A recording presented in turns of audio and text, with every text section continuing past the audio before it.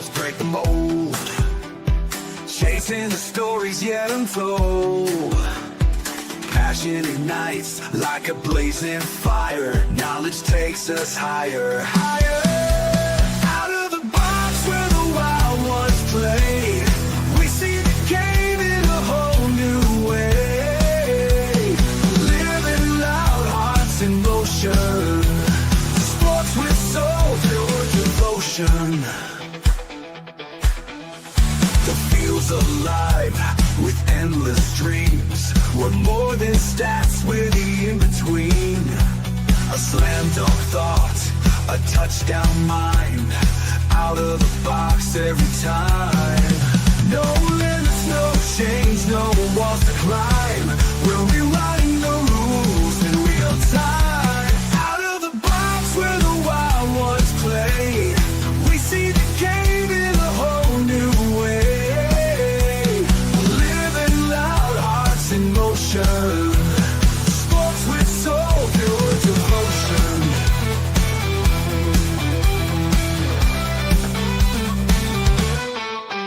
No limits, no chains, no walls to climb. We're rewriting the rules in real time. Out of the box where the wild ones play, we see the game in a whole new way. Living loud, hearts in motion. Sports with soul, pure devotion. Every shot's a story, every cheer's a spark. Under the lights we make our mark. Beyond the scoreboard, beyond the lines. Out of the box, redefining the grind. Grind. Out of the box where the wild ones play, we see the game in a whole new way.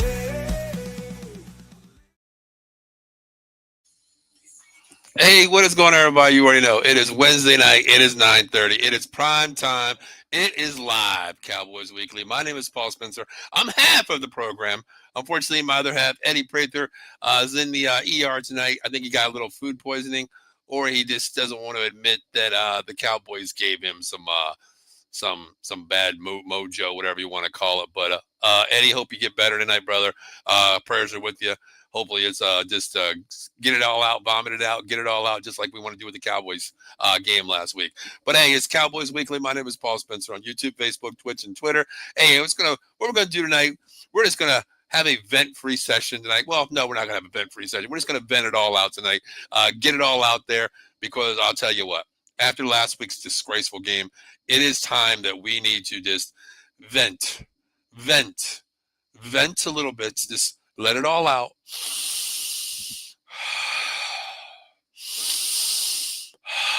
Breathe.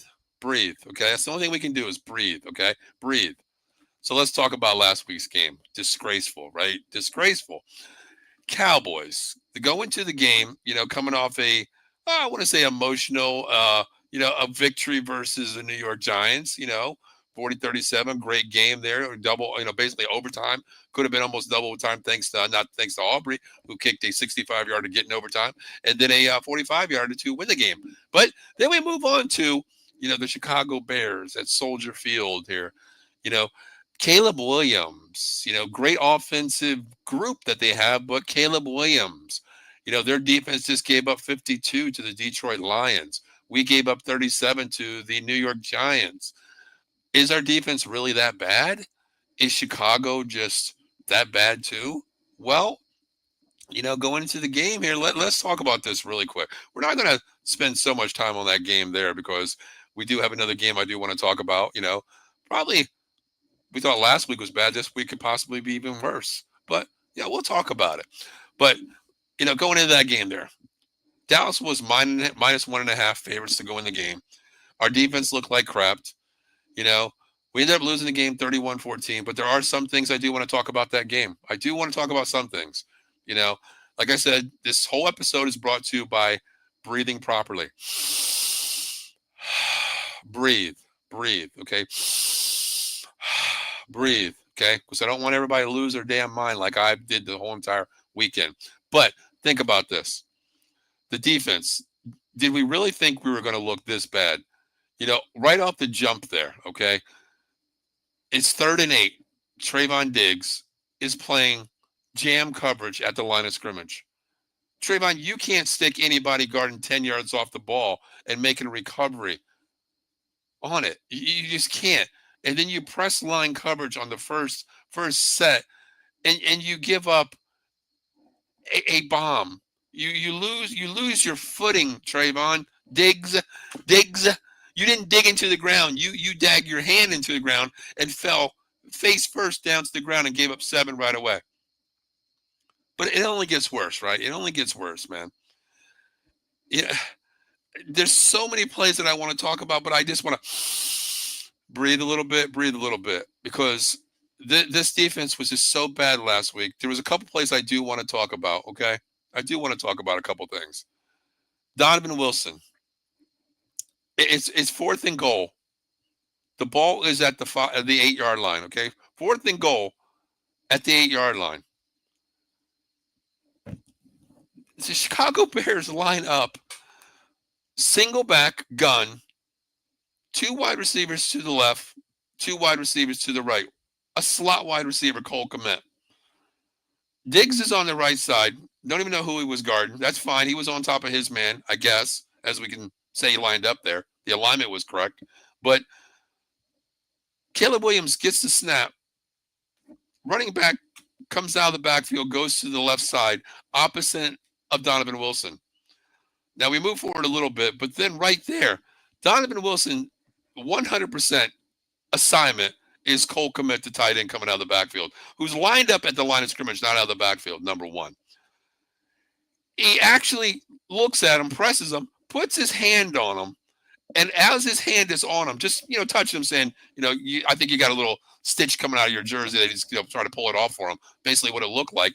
But right then at that point, you go back and watch this play. Donovan Wilson does this. He's eyes not on the quarterback. The quarterback's, let's say the quarterback's right there. Well, the quarterback's right there. He does this. 100% eyes glancing at the bench. Now, mind you, the quarterback's still in the pocket. The running back creased to the opposite side, opposite of Donovan Wilson. So the play, he's on the weak side of the play here. Okay? They do have Jack Sanborn as a spy on Caleb Williams. Just in case Caleb Williams creases the pocket and gets, comes up and tries to get the touchdown there from the 8-yard line. Donovan Wilson, once again, doesn't keep his eyes on the quarterback, which that is not his assignment. His assignment is Cole Kmet. He turns, he looks to the bench. He not only looks at the bench, he takes a step toward the bench. Then he takes a step backwards. Cole Kmet's already in the end zone with the hand up, already touchdown. Hell, we already kicked the extra point by that point. What was Donovan Wilson looking at? I don't get it. Then, after he turns around, he puts his hands on his head like, what was the blown assignment here? Was that my man?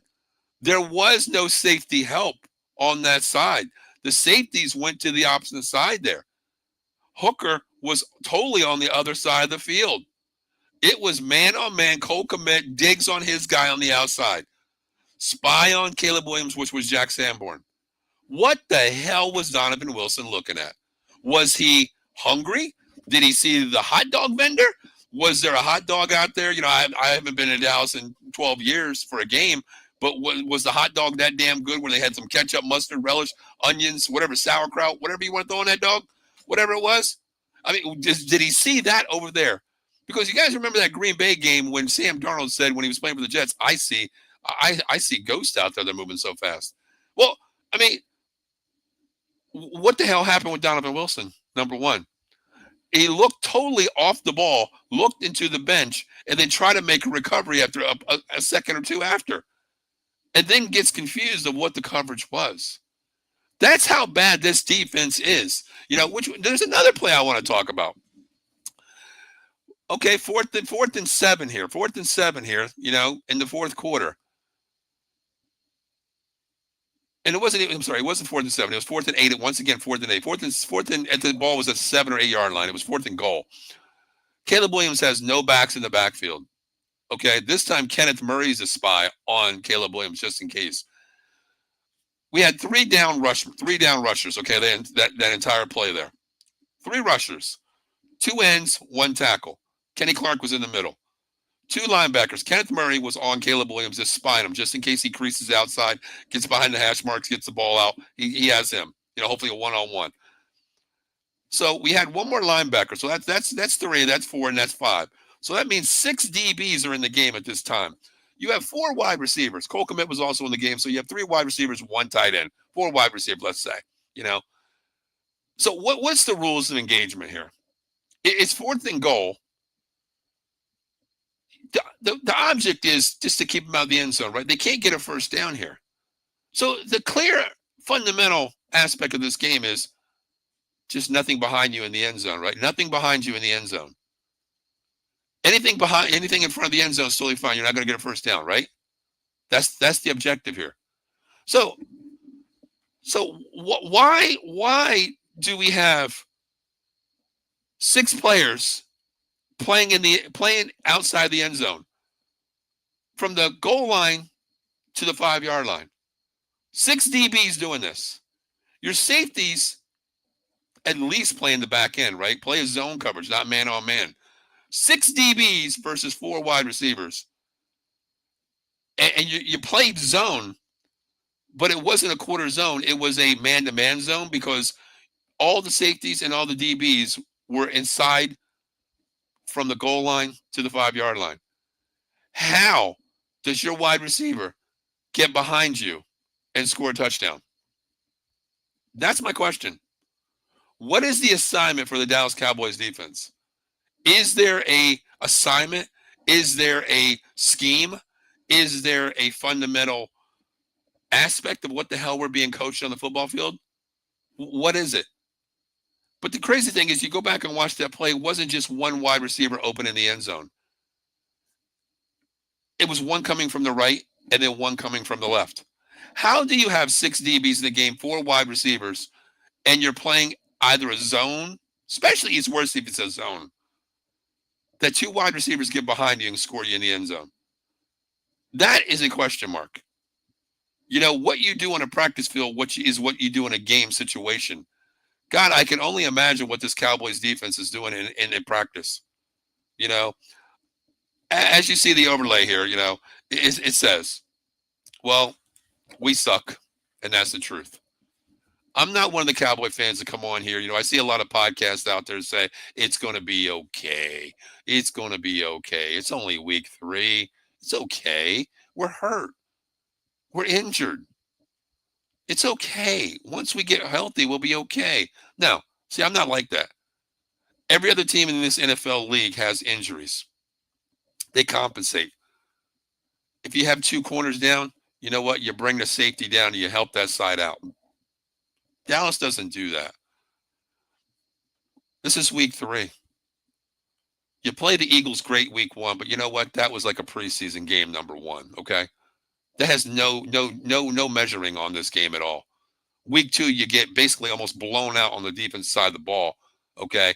You give up 37 and 390 to a quarterback just been benched this week in Russell Wilson.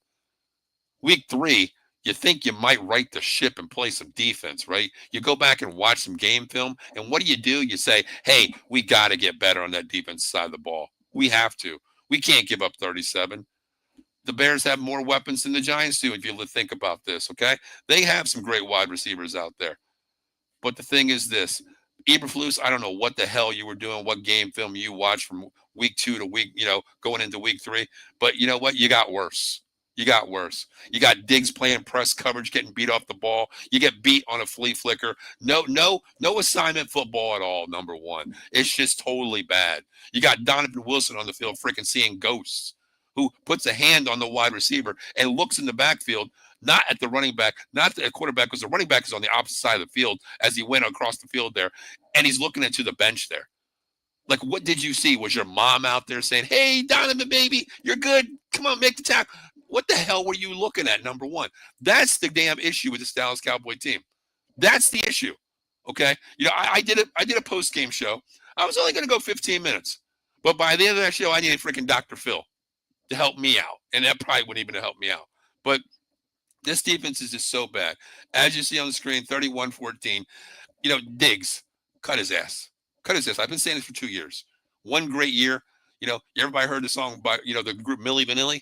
Well, Diggs looks like freaking Milli Vanilli, the way he can lip syncing traitor, piece of crap. One good year, and that's all he had, one hit wonder. Elam, good God, man, you were so good coming out of Florida. You were cut by Buffalo Bills. Why did we go out and get you? You can't even play defense. You can't even play. We take out Diggs and put you in, and what happens? You get burnt. You get burnt. And this is week 3. You got burnt in the Giants land. They beat you too. Donovan Wilson, you are one of the best hitters in the NFL playing safety, but you can't catch a cold, man. You don't even know assignments, and this is your 5th year? Come on, man. Malik Hooker, you're a veteran, dude.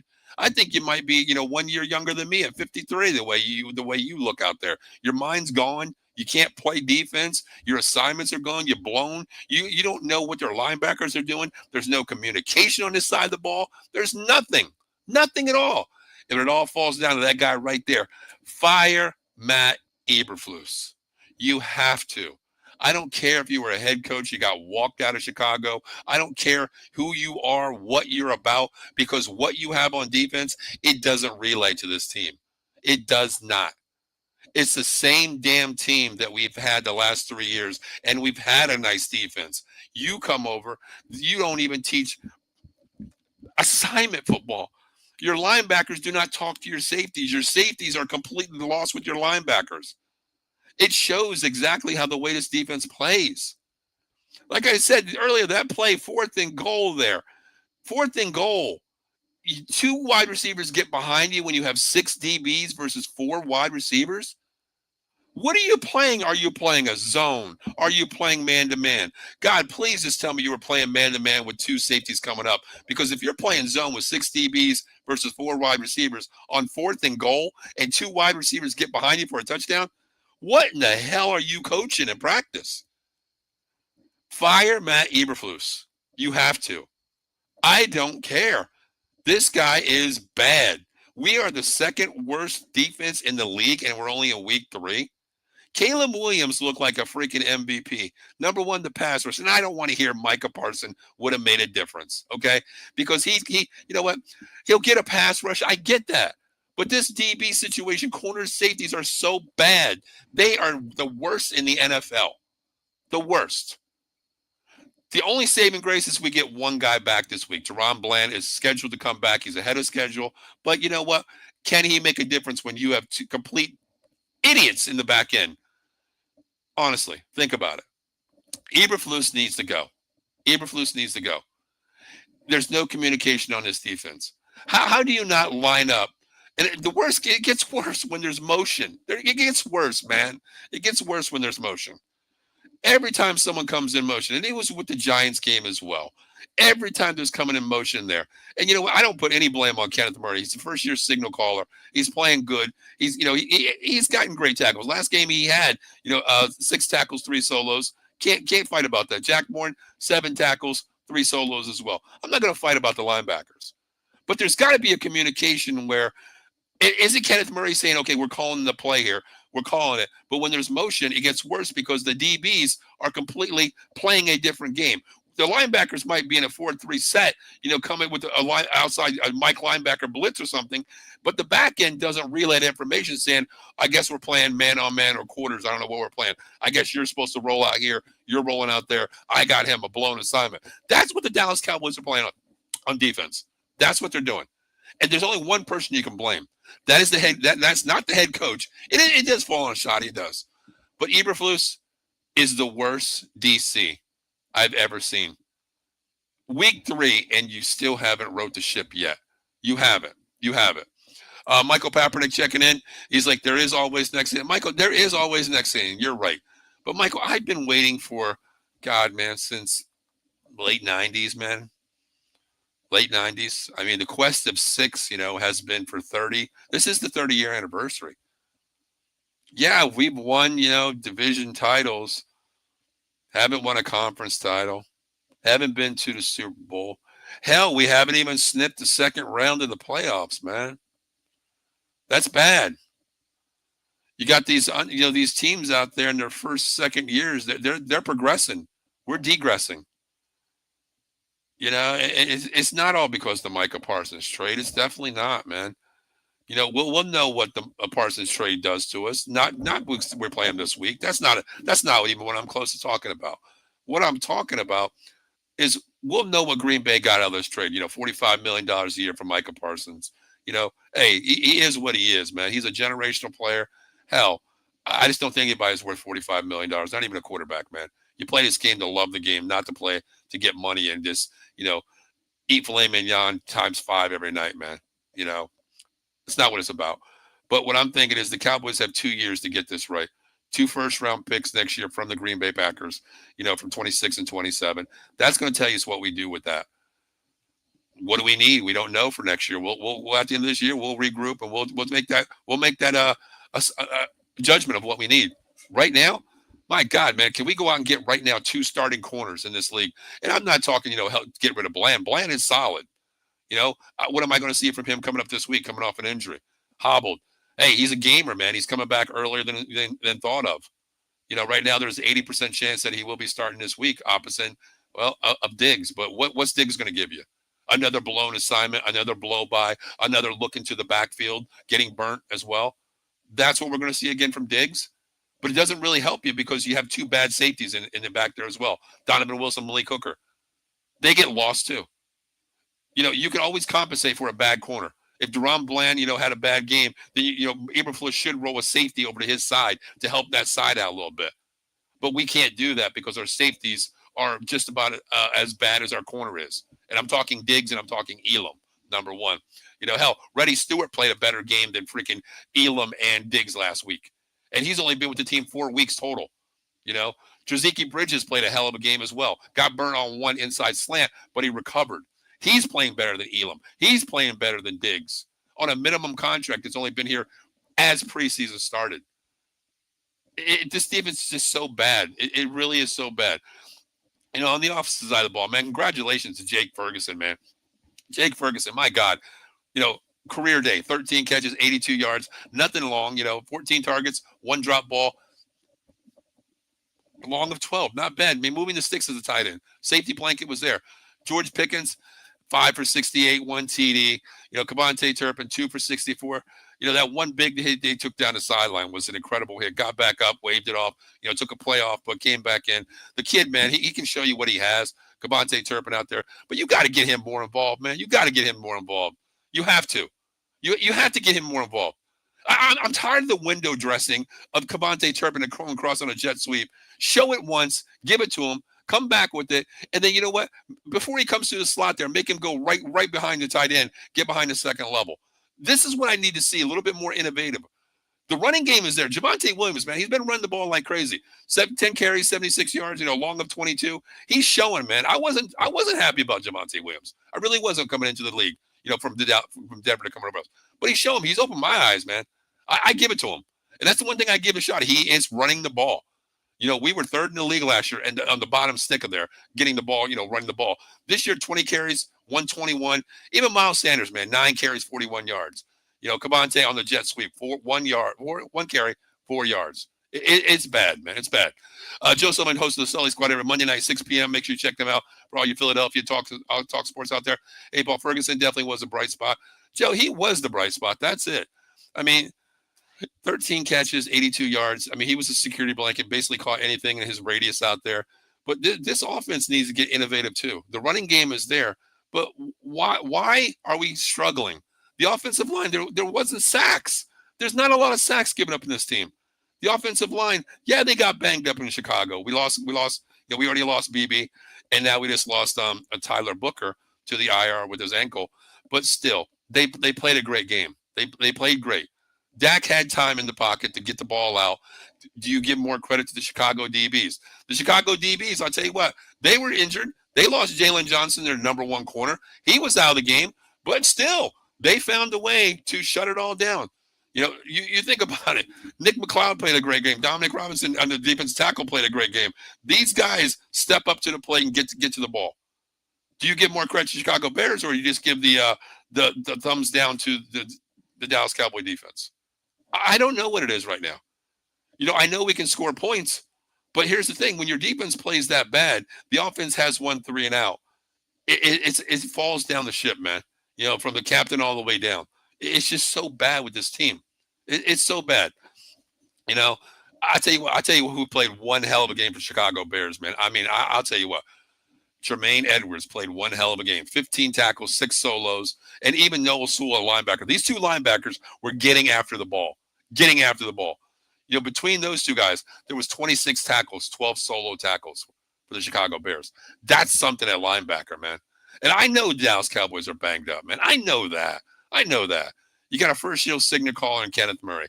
Overshone is on the IR. He's coming back. He's our east, west, north, south, everywhere guy. Okay, we know what he is, the motor. Jack Sanborn, a little bit light to me, but he's still playing great, though. He's playing good. He's not the best linebacker. He's a utility back to me with this guy. When we get Overshawn back and Kenneth Murray understanding the assignment, I think we'll be a lot better there. But the crazy thing is Nashawn Wright. If you guys know Nashawn Wright, man, Dallas Cowboys 3rd round pick 4 years ago. Projected, could be all pro, according to college scouts. He was nothing with the Dallas Cowboys. He worried more about his rap career than anything else, basically. Wasn't nobody with the Dallas Cowboys. This kid, a fourth corner for the Chicago Bears, basically shut down pretty much, if you want to say George Pickens. George had 4 catches, but still, nothing really to holler about. When you got Nashawn Wright on you, 9 tackles, 6 solos, and that tells you a little bit of something about what we have right now, minus CeeDee Lamb. And yes, I know. CeeDee Lamb went out the first drive. I get that. Do you put that on Eberflus? No, you can't. That's offense side of the ball. Do you put that on Schottenheimer? I could a little bit, because here's the thing. I coach offense. Coached it for over 25 years. My thing is, why do you put your best player in jeopardy in the backfield, 1-on-1, 12 personnel, and run to the weak side on a toss? What's the odds of him getting hurt? 25%, 30%. It happens. But why? Why do you do that?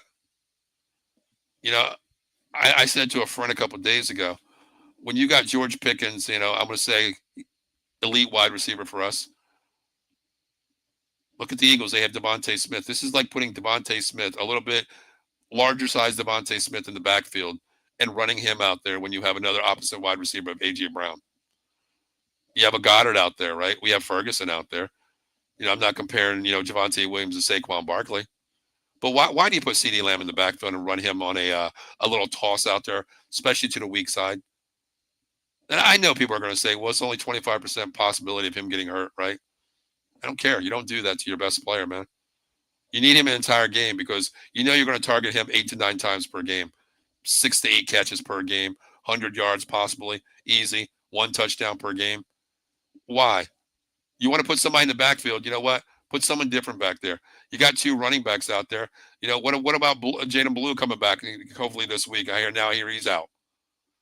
Why not put a Turpin in on a sweep? That's what you have the sweeps for, right? You're made about the sweeps when you only run 1 sweep the entire game, because you couldn't do it. But it is what it is, man. Going over the stats there real quick. Caleb Williams, man, 19 for 28. 298, 4 TDs, QBR 142. Amazing. So the running game wasn't there. That's the crazy thing. The front 4 is getting pressure on all teams, honestly. You hold Barkley to 60 yards, Hurts for 62. I believe the Giants had like 98 yards total. This week it's 29 carries for 87. That's solid, man. That's solid. That tells you that we're not getting the pass rush, but we're stopping the run. But imagine if we had a defense in the secondary that could stop the pass. This would be an all-out defense. It would. You're stopping the run, something you couldn't do last year. You stopped the pass last year, but now you can't stop the pass, and you can stop the run. It's a 180 flip is what we are. Receiving, Luther Burden, man, my God, that pass that he had, that 65-yarder. Other than that, he only had 31, 6 yards, 3 for 101. 3 targets, 1 TD. Roma Duzier, the burner right there on Diggs there, 6 to 35 yards. That was the slip and fall out there accident that Trayvon Diggs has. But the crazy thing is, like, this game was in Chicago, right? But I'll tell you what, Trayvon Diggs had a slip and fall. This is what needs to happen. You needed to call Jason Fine. I'm going to tell you that. 1-800-HURT-123. Motor vehicle accident. Hey, Trayvon, slip and fall. That was for you. Workman's comp, personal injury claims. 3 convenient locations throughout Pennsylvania and New Jersey. Cherry Hill, Philadelphia, Pittsburgh, PA. Make sure you reach out to Jason, 1-800-HURT-123. Tell him out of the box sends you, and I guarantee it's no recovery, no fee, and an unheard of rate of 33 1/3%. So, Trayvon, I wish that game was in Philadelphia because you could have called Jason for that slip and fall accident that you had. But he would have told you stupidity. Stupidity. You wouldn't have got paid for that one. He would have just laughed at you because, number one, he's an Eagles fan too. But anyway.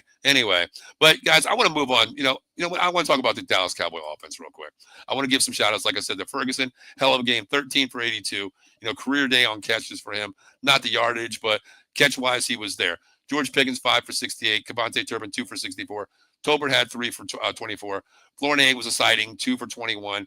Javonte Williams was security as well at the backfield. Not a lot of yards, 5 for 16. Miles had 3 for 12. Rushing, 10 for 76 for Javonte Williams. Miles, 9 for 41. Dak had 31 passes, 40 attempts, 251, 1 TD, 2 bonehead picks, man. 2 bonehead picks. The second one in possible time to come back into double coverage. Bad ball. That's just what happens when you have to pass the ball 100%. You're going to make some bad plays. The crazy thing on my recap show, I did say about Donovan Wilson. I did talk about Donovan Wilson. I can't stand the guy. Hitter, but can't stick anybody. The crazy thing is he was our leading tackler the entire game. 8 tackles, 4 solo. But then you go back and look at these tackles that he made, okay? Here's the thing. Anybody can make a tackle downfield, okay, when the ball is beyond the first down marker, the yardsticks. These are what I call catch-up tackles. Catch-up tackles, meaning the ball's already downfield. The guy's already passed the linebackers. So you're the last defense there. You make a tackle. You get a charity tackle is what you made. 8 tackles, so I don't even look at that, okay? Jack Sanborn, a linebacker, the smallest guy on the linebacking core that we have. 7 tackles, 3 solos. Then Kenneth Murray, 6 tackles, 3. He's a signal caller. He's in there. They use him more of a spy on Caleb Williams. Kept in my pocket, but then your back end is, trash. So you're going to give up some big yardage there. This is where it gets me. Greedy Stewart, Ready. We call him Greedy. I call him Greedy. He's Ready Stewart. 6 tackles, 4. Played only a half a game. Played a hell of a lot better than Diggs and Elam. Judiki Bridges, another pickup that we had in the offseason. Late in preseason, basically, is where we had him. 4 tackles, 3 solos. Wanye Thomas, our third safety. Why not put him in the game? He had 3 tackles, 3 solos. Damon Clark playing at linebacker. He was running all over the field. He only had 2 tackles. Elam, 2 tackles, 1 solo. And I want to say 3 burnt assignments there. Hey, do you know Owen? I don't know, but I think you guys are 0-3, right? At least we got 1 game in the books, Evan, right? I know Owen though. He's 0-3, I think, but at least we got 1 game. So I don't know Owen. I know one of 3. I know 1-3. I know him. He lives down the street from me. But possibly it could be 1-4. 1-3 coming up. But we'll see. But no, what I want to do is I want to move on to this game here, man. This is the return of, let's talk about it. The return of Micah Parsons, man. Let's talk about the return of Micah Parsons here. Well. The first thing is this. Does Dallas Cowboys give Micah Parsons a tribute? Do they? We heard Jerry Jones today say, oh, you know what? I love Micah Parsons as a person. I respect his games. We have 1 assignment to win the game, right? Well, let's talk about it. Micah Parsons comes back here. Now, as of right now, I know it's only Wednesday. Sunday's game time. There are a lot of questionable players. There are a lot already. I want to go to the Dallas Cowboys side of the ball here. Lamb, we know he's out. We know definitely Lamb is out this week. Huge disadvantage right there. Your number 1 receiver is out. Arguably 1, 2, 3 in the NFL is going to be out. That's CeeDee Lamb. Now, will George Pickens step up? I don't know. We'll talk about that. But Jonathan Mingo's still on the IR. Cooper Beebe, we know, is on the IR. And, of course, today, Tyler Booker, our right guard, is going to be deactivated off into the IR most likely.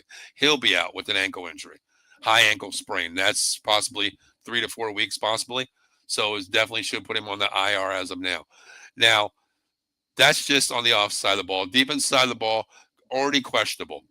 Trayvon Diggs Is he hurt? Is he 100%? I just think, you know what? It's just I'm tired of getting burnt, man. I'm tired of getting burnt. I heard that in the league a couple of times. I got that coach. I got that thing. I got that illness. I'm tired of getting burnt. I got the Milli Vanilli disease, coach. I'm a one-hit wonder, coach. I had one good year. I got paid, coach. I got that disease, coach. If he plays, he plays. The other thing is Siobhan Ravel's out still on IR, our third round pickup. He's out with an ACL, still recouping there as well. Well, Tradiki Bridges is questionable. He pulled something last week. I didn't see what it was, but he's questionable already. So that just tells you right there, if Trayvon Diggs doesn't play, well, what happens? You got to bring in Elam, right? Elam. Elam will be starting with Jerron Bland. That's great. That's great. That's great, right? Reddy Stewart can play.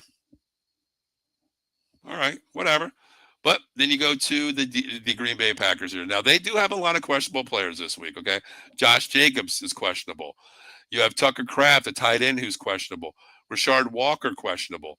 Aaron Banks, questionable. And Zach Tom has already been ruled out, their right tackle, starting right tackle. Now, depth-wise, Christian Watson is going to be out definitely with his injury on IR. John Fitzpatrick is questionable, tight end backup. So the starting two tight ends will be questionable, but questionable Wednesday means nothing right now. Luke Musgrave is a solid tight end, just in case the 1-2 don't go. That's fine. You know, Rasheed Walker, like I said, left tackle was questionable. Then you have Anthony Belton questionable. Okay, still Wednesday, not a big deal. Their center is Jacob Monk. He's on IR. Elgin Jenkins is going to be starting. But then you have Zach Tom out. That means Kerry and Kennard's going to be playing there. So that's just the opposite side of the ball. Yes, they are injured there too as well. Defense side of the ball, Rashawn Gary, man, leading the league in sacks this year. The reason why, you're getting double teams from Micah Parsons, which opens up Rashawn Gary to have a crazy, crazy year for sacks. I think he possibly could lead the league, especially, like I said, when Micah Parsons is getting double teamed. Then you go look at the other questionables. You have Devontae Wyatt. He's questionable. Then Kari Brooks at right defensive tackle. They're both questionable. Micah Parsons is questionable. You know damn well he's playing this week. You know damn well he ain't missing this game. He is not missing this game. The only other question was Javon Bolivar. He's a nickelback third corner. He's possibly questionable. But like I said, it is Wednesday. It's Wednesday. You're questionable. You might be questionable tomorrow. You might be whatever. Until you're ruled inactive for that game, that's when we know who is inactive at all. But we will do a show on Sunday before the game to talk about inactives. But what I want to do talk about is the Dallas Cowboys here. Offense side of the ball. We know CeeDee Lamb's out of the game here. So what do we do here? What do we do? George Pickens becomes your number one wide receiver, okay? But here's the problem. That Green Bay pass rush is nasty. There's so much press on that outside with Parsons, okay, and Gary coming off the edge as well. So what do you do? What do you do? What can you do? Tyler Smith, Tyler Guyton, they're going to have their hands full on the opposite side. Terrence Steele on the opposite side is going to have a huge issue as well on the right tackle coming off Parsons or Gary, wherever you want to put him. Tyler Booker's already ruled out. That means TJ Bass has to step in. Has to step in as your right guard. Hasn't started all year, hasn't started all last year. Rob Jones is still in the IR with his neck injury. So you're going to have TJ Bass playing right guard. That's pretty serious when you're dealing with the front four of the Green Bay Packers, who can get pressure on you no matter what. You know, you're looking at that team there, and you're going to be based on Devontae Wyatt, who's questionable, Colby Wooden. These guys are going to step up on that defensive line and pressure the weakest link. Most likely will be Bass. It's definitely going to be Bass. Hoffman can play center. He's proven it. He can play right guard and kick out. But I just wish Beebe wasn't hurt, because then you can move Hoffman over to the right guard position. Then he'd be okay because he can play both. Cooper Beebe's the same way. Natural position right guard. But having Tyler Booker out and Beebe at the same time, that's your captain of the offensive line, and then your person on the weak side right, because the weak side is the right side with Terrence Steele, who's played a great season so far. But that's the issue there. But getting back to the offensive line there, what we're looking at is Tyler Guyton starting, Tyler Smith, Brock Hoffman's going to be center replacing Beebe. Tyler Booker is going to be replaced by TJ Bass. and Terrence Steele will be there. The only thing I can honestly think of is maybe you use Adinje. I mean, he's a right tackle. He's a bigger body. Maybe we move him from right tackle to right guard if TJ Bass doesn't, hold up the line there. I don't know. I've never seen Johnny A. Cornelius play right guard. I don't even know if Adinje can play right guard. I mean, it's inside move. Your right tackle. You're more of a speed guy on the outside, moving that back foot. Can he play guard? I don't know. I want to see how TJ Bass performs. But offense side of the ball, you have Lamb out. Pickens becomes your number one. Who becomes your number two? Is that going to be your Kavontae Turpin? A smaller wide receiver. He belongs in a slot because Pickens isn't going to play the slot. So therefore, you got to have a Tolbert on the outside or maybe a Fournier on the outside and keep Kavontae Turpin in the slot because you don't want Turpin on the slot and have the bigger offensive guy, wide receiver in the slot there. I just don't think that's going to work for the Dallas Cowboys. Hunter Lemke is going to be out. I think he's going to play a lot more this week, as a fullback with Javonte Williams carrying the load here. I think this game here is going to be on the ground for the Dallas Cowboys. I feel that Schottenheimer is going to say, well, you know what? The Green Bay Packers do have a high-powered offense here, especially coming off of where they got cooked last week against the Browns. They got something to prove. There is that motivation, plus, the return of Micah. So there is that motivation, number one. So I think the Dallas Cowboys should have to come out and say, you know what, we're going to control the sticks here. We're going to move the ball on the ground. We're going to not abandon run. We're going to make us beat you, on the ground here. We're going to beat you on the ground. Very simple. Until you stop it, we're not going to abandon it. Then that opens up a little bit more where they can press coverage down on the wide receivers, and then you can use what you did last week. The security blanket, Jake Ferguson with 13 catches, Turpin in the slot.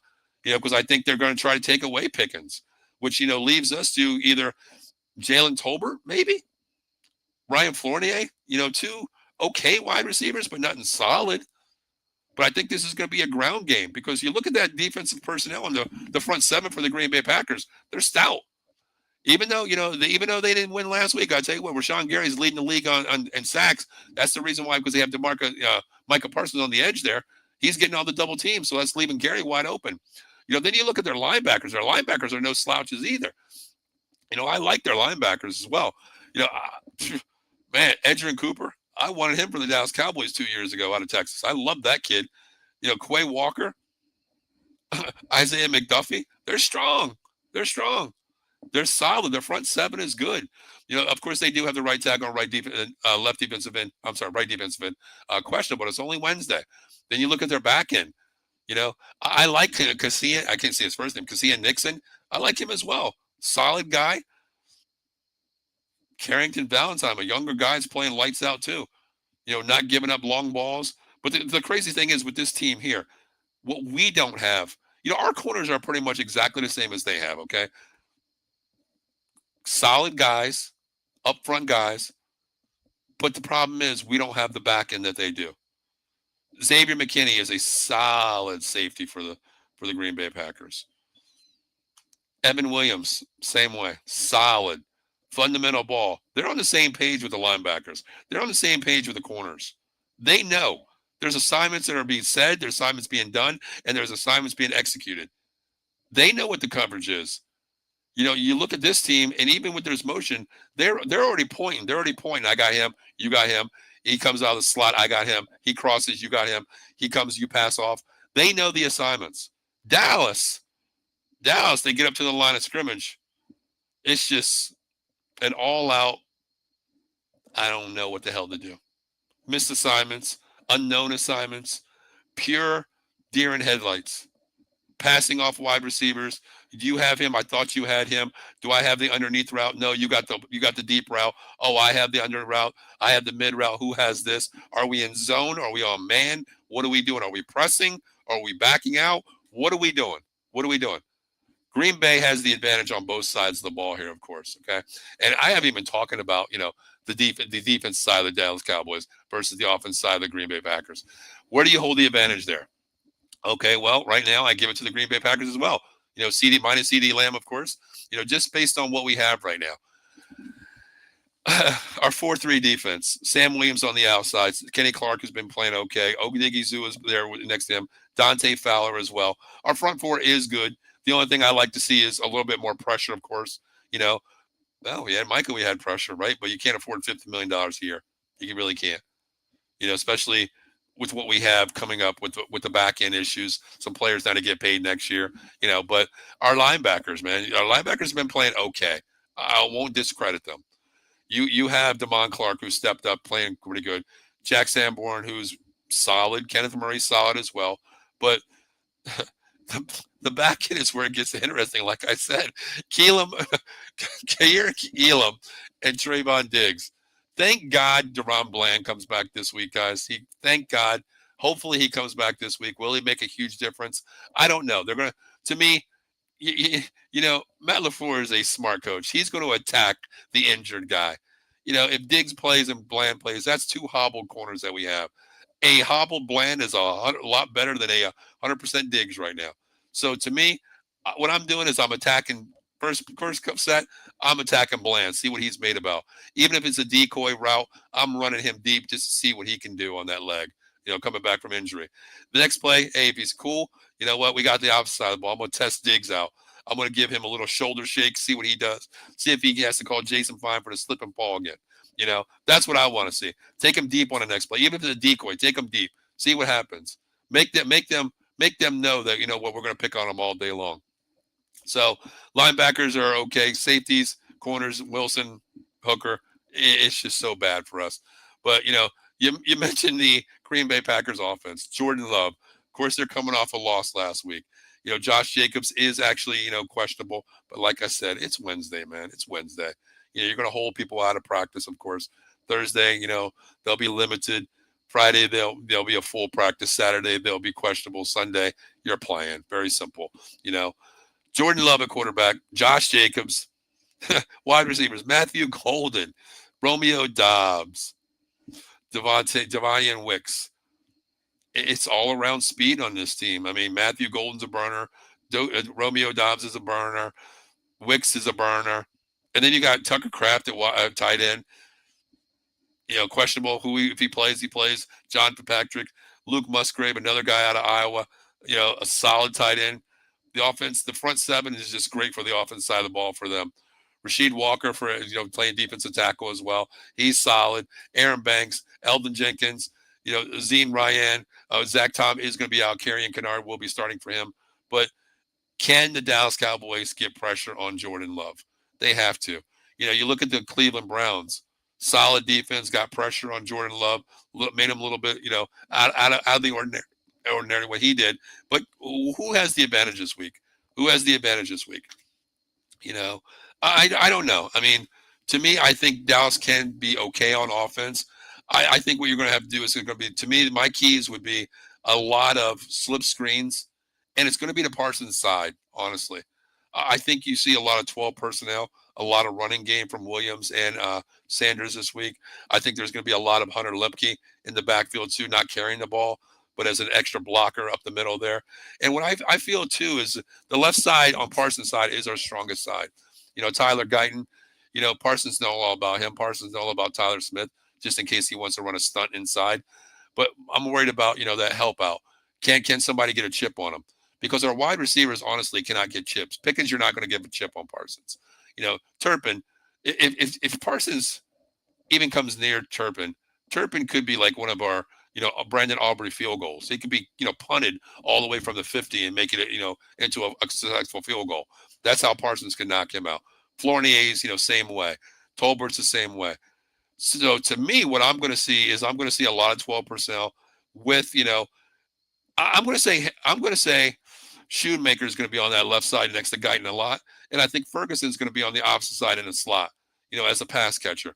Because I feel that Shoemaker has to be the extra blocker on Parsons' side just to get a chip on him. Because if you slow down Parsons just a second, 1 second, get him off his pass rush, that could be timing for someone else to get downfield. So I feel that Shoemaker is going to be the blocking tight end this week. I feel that he can, get a little chip out there. I want to see a lot of, chip screens out there. Get a chip out of him. Let him come fast as hell. Chip him, boom, pop him out. Then have the running back go on that side. I don't want to run away from Parsons because you always run towards the defense's best player. You let aggressiveness be their downfall. Because especially first couple plays, Parsons is going to have that motor revving at 150%. He's coming fast as he can. That's when your chances to attack them right there. You get out in space, get a slip screen behind the linebackers there, or in front of the linebackers on that same side where they're more aggressive. That's what I think they need to do. But the running game has to have a good game this week. I think Javonte Williams can carry the load. I feel this will be his best game of the season. I can see him carrying between 20 to 25 carries this game to keep the ball out of the Green Bay Packers' hands. And I feel that you have to run a 12 personnel on Parsons' side. There's no other way around this. You have to. On the defense side of the ball, you don't want that Green Bay Packers offense coming out on the field when you're so limited in the secondary. I'm really not worried about Josh Jacobs going off this week. The front seven can play a great game this week. Like I said, I like our front four. The linebackers have been playing well. They've been keeping linebackers in check. It's just the secondary and the corners that are giving up the plays, the chunk plays, the big plays, the stupid breakdowns. Especially on 3rd and 8. Last game against the Bears, like I said, you had 4th and 8 twice, 4th and goal twice. Donovan Wilson just lets Cole Kmet go right by him. Donovan Wilson's not even looking at the play. He looks toward the bench, and looks behind him like, was that my coverage? Then on 4th and goal, you have 6 DBs in the game.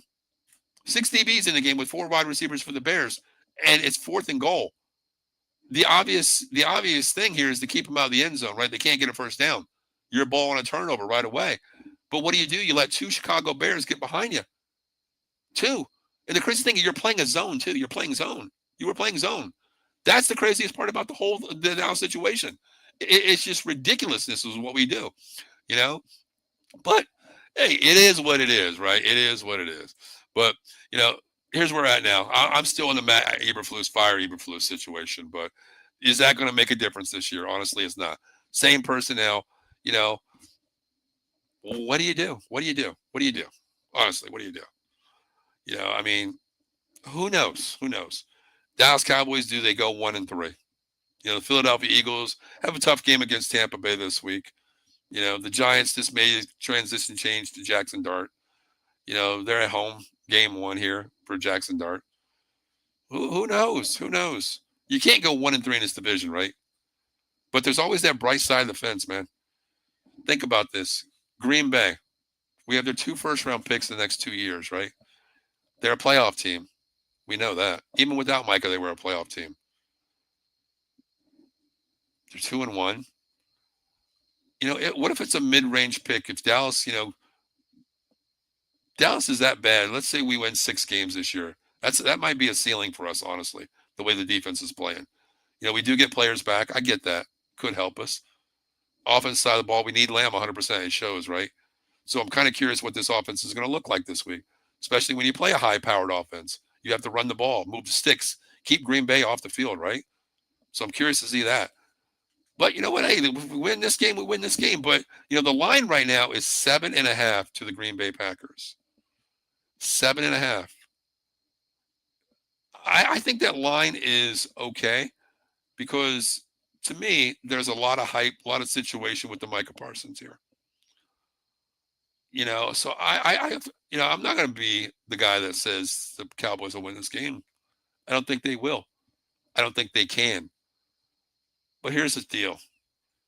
I believe in the team in certain ways. I believe that Schottenheimer will not abandon the run. I feel that this team will run the ball. I don't think this is going to be a shootout like the Giants game, like the Bears put on us, the 31. I don't think it's going to be anything close to that. I think this game is going to be won in the trenches. I think this game is going to be a Javonte Williams, Miles Sanders, Ferguson, anything in front of 10 yards is what we're going to do. Move the sticks. Constantly move the sticks. I think Aubrey, once you get down, down to the 45-yard line, it's a 90%, guaranteed 3 points. I think Dallas only has to play midfield here. Play conservative to getting you in positions to score field goals and keep Green Bay out of the end zone. Bend but not break here. I do feel the Cowboys can do that. But what's questionable is that back end. What's Bland going to look like? How healthy is Diggs? Has Diggs learned? Has Diggs watched tapes? Has Donovan Wilson stopped seeing ghosts?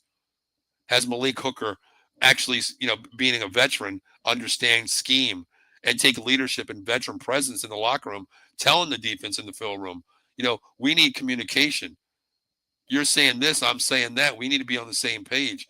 Eberflus needs to stand up and take responsibility for this team. Schottenheimer would do it, I believe. I feel that the mojo is around him. He takes accountability. He's a locker room guy. He's a fundamental guy. The pedigree's there with his dad. I feel that this offense can score and will score when Lamb is back. But I feel that this initiation for this week would be run the damn ball. Don't abandon it. So I feel the Cowboys could stay in this game. Will they? I don't know. But I'm going to go on the record saying I feel Dallas covers this 7.5. I do feel they lose. I don't think it's going to be a high-scoring game. I'm actually going to feel the Cowboys cover this game, but I'm going to go Green Bay. I'm going to go Green Bay 24, Cowboys 19. I feel that they keep the game on the ground here and keep it close. And I'm hoping that going into the fourth quarter last drive that Dallas is only down 2 points. Because you know what that means. That means Brandon Aubrey from 70. That's one thing that I said all year, at the beginning of the year. The question I had for this Dallas Cowboy team, what's the identity? What Schottenheimer's look's going to be? How good Eberflus is going to call this defense? Brandon Aubrey kicks a 70-yard field goal. Will he do it this year? I think he will. You got to give him a chance, right? Because he's automatic. But, guys, I'm getting ready to get out of here. I'm going to say, like I said, 24-19. Green Bay will win this game. I will be live Sunday doing a show, a pregame and most likely a postgame. But I just want to thank everybody for tuning in.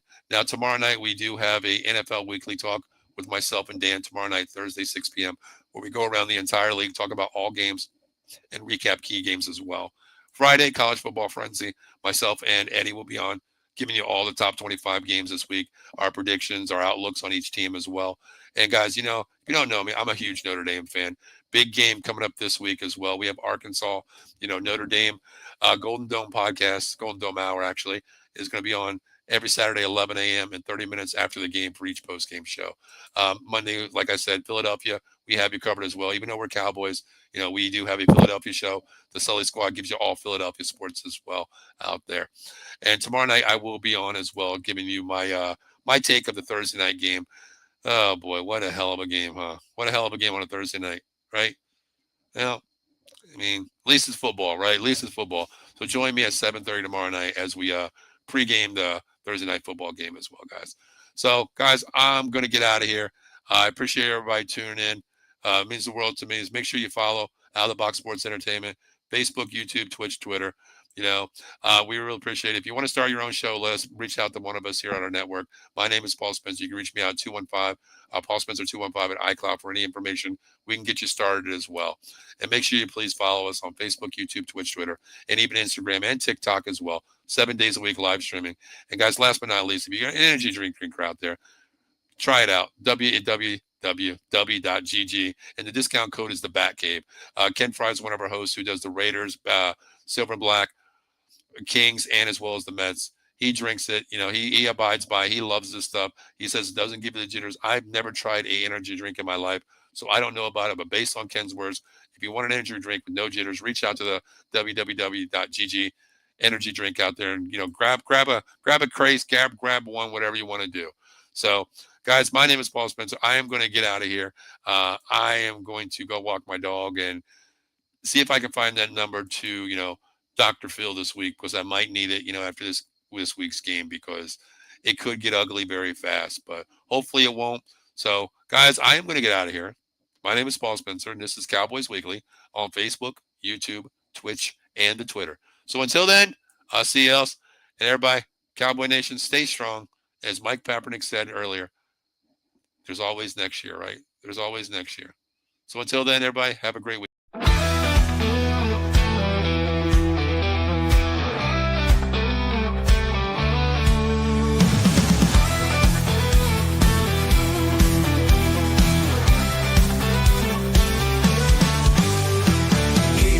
Strong, let's break the mold. Chasing the stories yet untold. Passion ignites like a blazing fire. Knowledge takes us higher, higher. Out of the box where the wild ones play. We see the game in a whole new way.